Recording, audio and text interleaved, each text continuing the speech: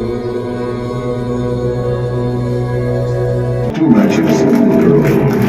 बार जोरदार वाली क्लैपिंग। मैं टीचर से 8 साल पहले मैंने वेस्टीज में अपनी जर्नी शुरू करी।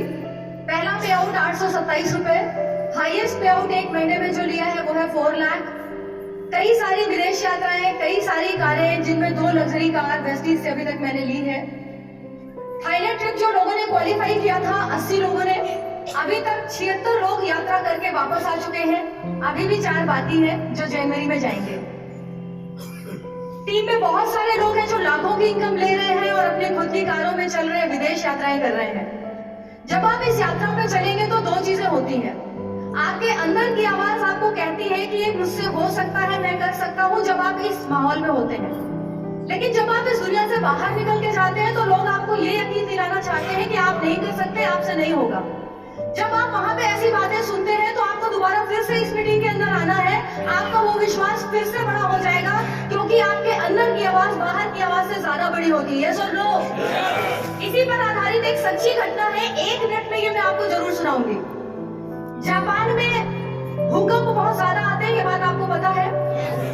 वहां पर एक पिता अपने 4 साल के एक बेटे के साथ रहता था। पिता का नाम डेविड था और बच्चे का नाम एलन था। एक दिन डेविड अपने बच्चे को घर पे छोड़ के काम पे चला गया और जब वो वापस घर लौटा तो दूर से उसने देखा कि दिन में एक बहुत बड़ा भूकंप आया था। पूरा गांव तहस नहस हो चुका है।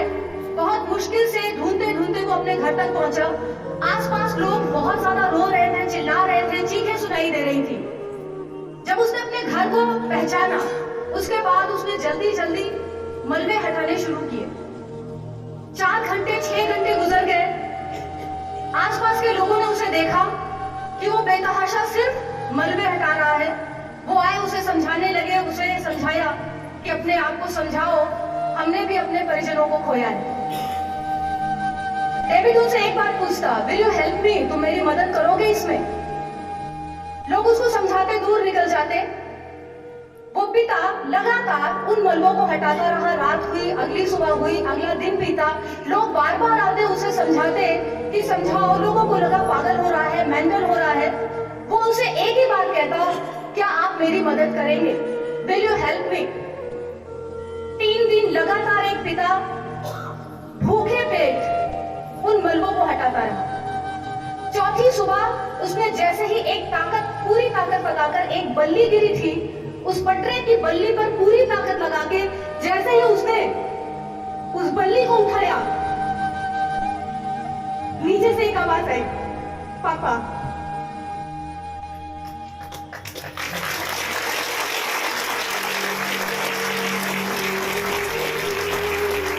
उसने जल्दी से मलबों को हटाया, अपने बच्चे को बाहर निकाला, उसे सीने से लगाया और उसके बाद जब वो बच्चे को लेके बाहर निकलता है तो वो एक बात अपने आप से कहता है कि दुनिया की बाहरी आवाजों से ज्यादा बड़ी आवाज होती है आपके अंदर की आवाज। दुनिया के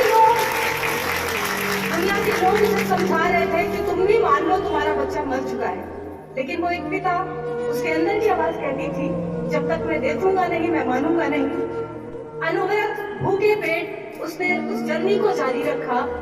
जब आप इस यात्रा पर चलेंगे, बहुत से लोग आपको मिलेंगे जो बोलेंगे तुमसे नहीं हो पाएगा। तुम और विदेश यात्रा, तुम और लाखों की इनकम, तुम और फॉरेन ट्रिप, तुम और लग्जरी कार। लेकिन बस एक बात याद रखिएगा, दुनिया की बाहरी आवाजों से ज्यादा बड़ी आवाज होती है आपके अंदर की आवाज। हमेशा उसे सुनिएगा, क्योंकि वो आवाज जो आपके अंदर की आवाज है, वो ईश्वर की आवाज है, वो सच्ची आवाज है। Thank you so much.